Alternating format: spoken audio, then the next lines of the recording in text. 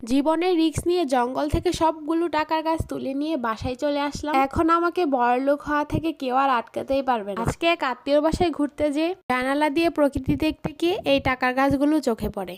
টাকার গাছগুলো দেখার পর আমি আর 1 মিনিটও দেরি করলাম না, সাথে 2জন পিচি বাচ্চাকে নিয়ে বেরিয়ে পড়লাম এই টাকার গাছগুলো নিতে। এখন তো আমাকে এই টাকার গাছগুলো আনতেই হবে ভাই, যেভাবেই হোক বড়লোক তো আমাকে হতেই হবে। এই বাড়িতে আমার আসা যাওয়া অনেক হয়, কিন্তু বাড়ির পাশেই যে এতগুলো টাকার গাছ এটা আমার চোখে পড়তো না। এটা কোনো কথা? টাকার গাছগুলো তুলতে গিয়ে এত মশার কামড় খেয়েছি, কিন্তু সমস্যা নেই, টাকার গাছগুলো নিয়ে বড়লোক হব আর একটু মশার কামড় খাবো না তা কি হয়? একটু কষ্ট তো করতেই হবে। তারপর জঙ্গল থেকে এতগুলো টাকার গাছ নিয়ে বাসায় আসলাম। অনেকেই বলবে এগুলো টাকার গাছ কিভাবে হয়, তাইলে আপনারা গুগলে টাকার গাছ লিখে সার্চ করে দেখতে পারেন, এই গাছগুলোই আসবে। ইংরেজিতে এগুলোকে মানি প্ল্যান্ট বলে। এই গাছ ঘরে রাখলে কেউ আর আমাকে বড়লোক হওয়া থেকে আটকাতে পারবে না। কষ্টের কথা হলো এই টাকার গাছগুলো নার্সারিতে অনেক টাকা দিয়ে বিক্রি করে। টাকার গাছ কিন্তু